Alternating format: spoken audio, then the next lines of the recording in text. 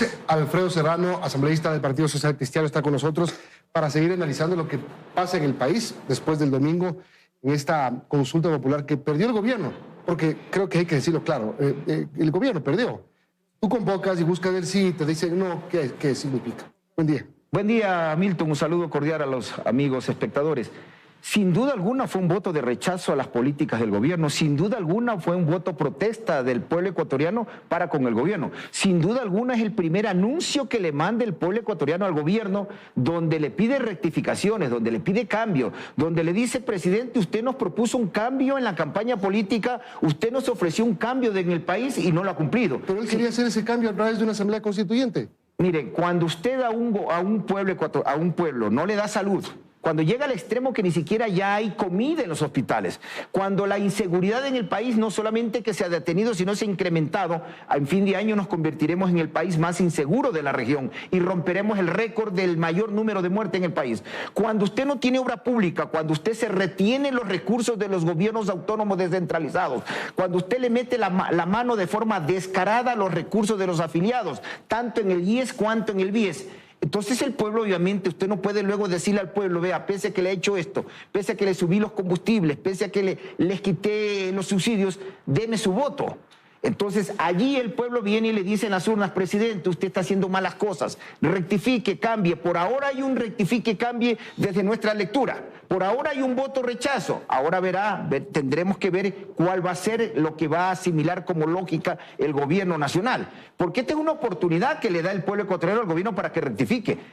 Apenas a 6 meses de gobierno tiene una derrota electoral. ¿Sabía usted, Milton, que es la primera vez que el pueblo ecuatoriano le dice no a un presidente en 200 años de democracia que tenemos, ¿sí? de independencia del Ecuador, que no a una constituyente? De manera que todo esto debería hacer reflexionar al régimen en la necesidad que tiene que cambiar. Y ese cambio también tiene que comenzar por la Asamblea. Oiga, para mí fue realmente un golpe impactante ver al presidente de la Asamblea Nacional de vocero del gobierno. El día que hubo el fracaso del gobierno en las urnas, quien sale a nombre del gobierno a hablar es el presidente de la Asamblea.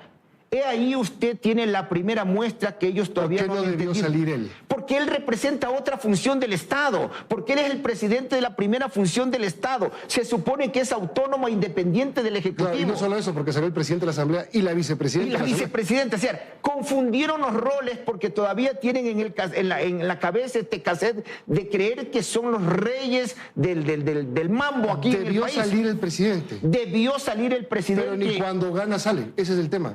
Mire, el presidente debió salir a agradecerle al menos a quienes votaron por el sí y a ofrecer el cambio que el país necesita y a decirle, no como ahora nos dicen los funcionarios de gobierno, que aceptamos los resultados. Aquí no es problema de aceptar los resultados, están obligados a aceptar los resultados. No es un mérito aceptar los resultados, sino a decirle al país: aquí hay un mensaje de cambio y vamos a iniciar ese cambio. A ver, ese cambio inició con una oxigenación de gabinete, una crisis de gabinete que todavía parecería que no termina porque el presidente se fue a Estados Unidos, todavía no sabemos para qué, pero el presidente podría seguir haciendo cambios. De hecho, hasta ayer hizo un cambio nuevo y ya tenemos nueva ministra de Gobierno. Sí, ojalá. Mira, siempre hemos creído nosotros que los cambios de gabinete siempre son necesarios, pero mientras no cambien las políticas, Milton, no va a pasar nada en el país.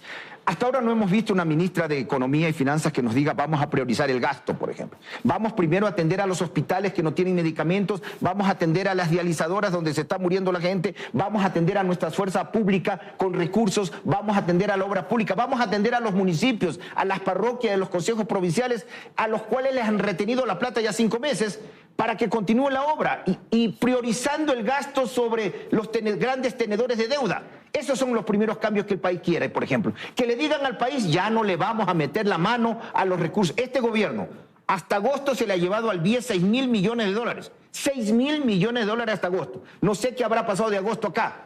Entonces, cuando tú tienes un gobierno que permanentemente se te está llevando los recursos, por ejemplo, de los afiliados, el pueblo te reacciona en las urnas. Los viejitos que dijeron que les habían dado el triunfo al gobierno en la segunda vuelta, esos viejitos justamente le dijeron ahora no, porque no estaban de acuerdo que el IES como prestador de salud, pase al ministerio, prestador de salud, sí, pase al Ministerio de Salud. ¿Usted cree que el presidente queda debilitado tras el resultado del domingo? Sin duda alguna, todo gobernante que tiene una derrota electoral queda debilitado. La prueba fue el presidente Lasso. La prueba más reciente, pero podemos en la historia hablar de varias pruebas. Aquí lo importante es que ojalá no siga el ejemplo de Lasso, porque si terminará en lo que terminó Lasso. Lo importante es que él, apenas a 6 meses, faltándole 3 meses y medio de gobierno, todavía está a tiempo de rectificar, todavía está a tiempo de corregir el rumbo del país. El problema es que la oposición política está incluso haciéndose dueña del resultado. Eso me parece irresponsable y eso es condenable, que haya organizaciones políticas que quieran convertir el no como un respaldo a ellos. Eso es abominable. Yo creo que este es un claro pronunciamiento del pueblo, es un triunfo del no del pueblo ecuatoriano y no de organización política alguna. Hablemos del correísmo, que busca capitalizar esta derrota. Pero bueno, se ponen bombas de ellos mismos. Entonces... Sí, ellos tienen un problema interno terrible, se están autoextinguiendo internamente y el problema más bien, veámoslo desde otro punto de vista. El pueblo ecuatoriano fue el que dijo no. El correísmo obviamente votó no, pero el pueblo es el que reaccionó no. Y ese no debe ser digerido por el gobierno, debe ser procesado y lo más importante, debe darnos ya muestras del cambio, debe darnos ya señales del cambio. El presidente se mandó a cambiar en una agenda pública, pero que no sabemos qué se va a hacer, cuando lo lógico es decirle al país a qué me voy, por qué me voy, cuando regreso, qué misión voy a cumplir. Pero, insisto, que deben bajarse de esa nube rosada en la cual han estado en este tiempo, donde solamente se han dedicado a captar el poder. Acuérdense que hasta ya la AME y el CONGOPE lo tienen como parte del poder. La única institución que no han podido captar es la Corte Constitucional. Y por tanto, en vez de haber estado todos estos meses captando el poder de todas las instancias del poder estatal que no han podido con la Corte Constitucional, debieron haberse dedicado a gobernar. Y hoy deberían dedicarse a gobernar. Bueno, no hay constituyente, pero los ojos se vuelven nuevamente a la Asamblea Nacional. Ustedes como Partido Social Cristiano, ¿en qué lado están ubicados? Nosotros vamos a mantener nuestra posición de autonomía total del resto de bancadas, del gobierno y de la oposición. Nosotros vamos a seguir respaldando todas las iniciativas que sean positivas, las vamos a apoyar, venga de donde venga, sin que eso nos convierta en gobiernistas y sin que esto nos convierta en correístas. No, ya esa lógica también sufrió un revés aquí en el país. La lógica de correísta o anticorreísta, esa tal lógica también ya debe cambiar. Debe cambiar la lógica de la campaña electoral. Este gobierno desde hace 2 años ha venido permanentemente en proceso electoral, de manera que debe cambiar y dedicarse a gobernar. ¿Qué debemos hacer? Recurrir a la Asamblea para los cambios constitucionales, como debió haber sido, y no al proceso traumático que representa una constituyente. Esta es la oportunidad que tiene de nuestra parte. Claro que vamos a estar de acuerdo en la eliminación del Consejo de Participación Ciudadana, en el Consejo de la Judicatura, en reducir el número de diputados manteniendo una verdadera representación, no como la que propuso el gobierno, que a 13 provincias les iba a dar un diputado y a 80.000 votos del exterior. Esas 13 provincias representan 2 millones de votos y a 80.000 votos en el exterior le daba 6 representaciones. Es decir, hay que reducir el número de diputados, estamos de acuerdo en ese tema. Hay que eliminar estos órganos, también hay que eliminar estos órganos. Hay que crear una condena, por ejemplo, de por vida para los delitos execrables que cometen los delincuentes. Tenemos que ir a priorizar el gasto, tenemos que prohibir y que le metan mano a los recursos del IES. Es decir, los cambios todavía se los pueden hacer. En la Asamblea nosotros vamos a respaldarlos. Ahora, ¿no es un buen mensaje que el presidente haya designado a una asambleísta como ministra de Gobierno, a una asambleísta que no tiene problema con nadie aparentemente, que creo que es bien vista por la mayoría de la Asamblea?